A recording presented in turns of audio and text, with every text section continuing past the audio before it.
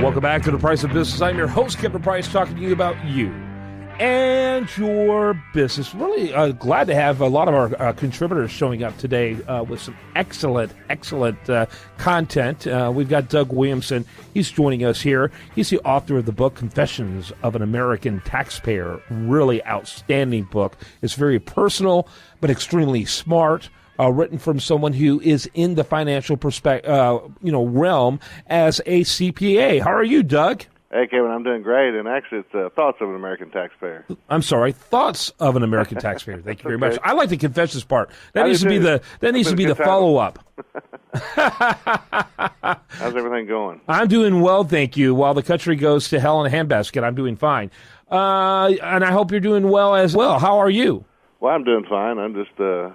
I think I've got it all figured out. Washington, D.C. is just broken. I think the more I hear Mark Levin go talk about the Article 5 Convention of the States, and I think I'm starting to agree with him. I just don't think there's any other way out of this. Yeah, I got to tell you, I've always been really resistant to that because, it's not going to be the same than what it was originally intended to be. But guess what? It's not that way anyway. Right. And right now we're doing it out of pure lawlessness, and America has essentially evolved into an oligarchy with a chief executive that pretty much makes declarations and a court that validates those declarations. And the U.S. Congress has become little more than a peanut gallery. It's all political now, isn't it, Kevin? Everything. The Supreme Court used to be a legal institution. Now it's purely a political one, just like the Congress, just like the White House. It really is a disaster. We used to say we had 3 branches of government. Now we don't have any. Yeah, now we have a broken branch. That's about it.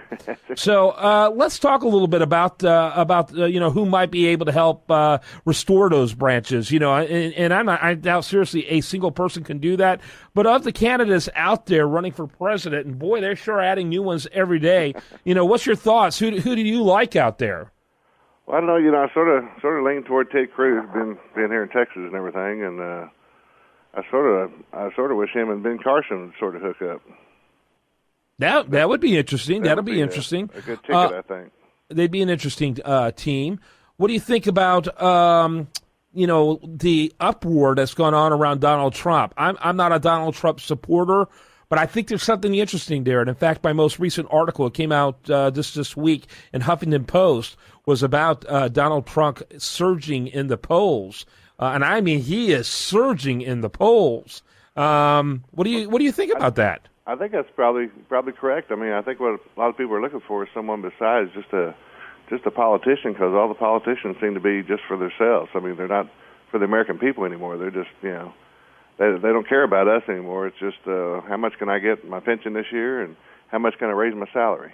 Yeah, I think it goes back to that silent majority that Richard Nixon used to talk about. People who, they kind of get along to move along, but boy, they really loathe that political correctness. Exactly. And it's not that they want to be mean. It doesn't mean that they want to be ugly, but they're tired of people being so uptight about it. And they're looking for candor, and they're looking for politicians who won't just measure their words. And I think that resonates with people. It's all about corruption and greed, isn't it? It is all about corruption and greed. It's all about tickling ears as well. And Donald Trump isn't very good at that. And the American people, a lot of Americans seem to like that. Exactly. And the guy's a good businessman, and maybe it's time for a change.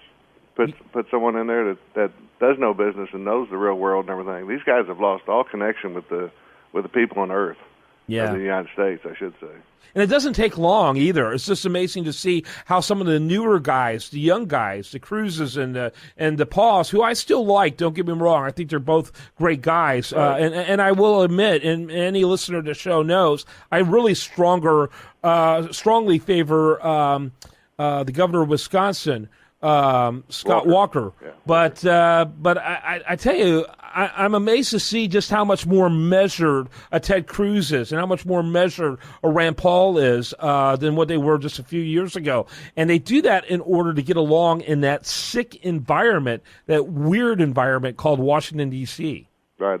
I do have a lot in common with Governor Walker as well. And, I mean, I think he's fought some really good battles out there for Wisconsin. No question about it. Tell me a little bit about your, let's cover some of the stuff that your book covers that I think is extremely important. Give us a little history behind it and what motivated it. You know, I originally started on, I think it was November 5th, 2008, the day of the election or the day after the election, I think. And it took me probably over a year to get my thoughts together because I just kept writing them down. I said, man, I may even have a book here now. So it got so thick, so many notes. So I started putting the book together and sent it off to a few publishers, and Ex Libris agreed to publish it and everything. It's self-published, the first one, and then the second one I updated with Tate Publishing to update it. But I mean, the first one, as you saw, it was very passionate. I mean, it's probably the most passionate book a lot of people can read out there, and they can relate to, I think, because it's an amazing election that we still don't know a whole lot about Barack Hussein Obama, but the media just don't. They're so sold on him now, they don't want to tell the truth about him. Yeah, this guy's a dangerous character, and you can see what he's done to this country. He hates this country. Yeah, I think that's true. I won't. I think that he is. Many presidents have been for a long, long time what I call post-American presidents. In other words, they're presidents that don't reflect American tradition. They don't reflect American ideas. They like bigger government. A lot of presidents have done that, but I think he really is the first anti-American president. I definitely agree. I mean, the way he was raised and everything else, he cares nothing about this country and hates everything that it stands for. And all the people in it, most of the people in it.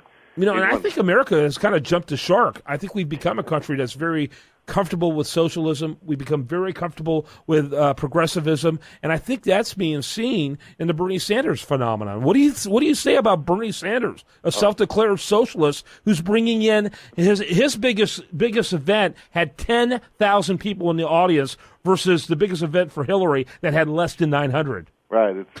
It's crazy. I mean, it's really, this world is just turned upside down right now. Yeah. Whatever happened to America's uniqueness? We're now just another one of those socialist regimes, it feels like. Exactly. Or communists, even leading toward communism. Yeah. How do people get more information about your work and your book? Well, I'm a CPA here in Houston. I moved down to Houston in 1981 from southeast Missouri and everything, and I just wanted to get away from the bad weather. And then I started my own practice about the mid-'80s, I guess. I'd worked for a large regional firm down here. Then started my own practice in the mid-'80s, and then just kept working on it. And then about a few years ago, I guess it's been 2005 now, a few years ago, that a friend of mine, a good CPA friend of mine, passed away, and I bought his practice from his widow. And just keep on going, keep on plugging, and keep on fighting with the IRS every day. And they're getting, worse and worse, and they still have some good agents working for them, but it used to be a lot easier to work with them because all they really wanted to do is get the case resolved and everything. And now it's all about, if you do resolve it, then they want to keep on searching until they find something. But Charlie Rangel and now Not So Sharpton, all them guys just walk around out there owing the government millions and billions, So, no question about it. It's very crazy. Sad. Very sad, but your practice continues to do well. I got to check out your offices recently. It continues to thrive, and you keep on conveying a very important message. How do we get your website, or how do we find your book? Your book can be found at Amazon, I believe, very simply by simply looking up Thoughts of an American Taxpayer. That's correct. I think both versions are there, and then what I'm actually doing, since both publishers, neither one of them wanted to put the other book on there, I've started working with a guy here in town, Web Sales Group, Ryan Ramsey, to start a new site for both books and everything. So we'll get that thing started, and hopefully then I'll announce it next time, maybe on the radio. It's got a great name to it too, so you'll love the name. So I'll bring that up next time we talk. I like it. All right, Doug Williamson. He's a regular contributor here on The Price of Business. And thanks again for being with us. A great way to cap today's show. I do want to remind the listener the best content here shows up over there at usdatareview.com. While they're like it on Facebook, follow it on Twitter. Have a great day and spend it right here on this station.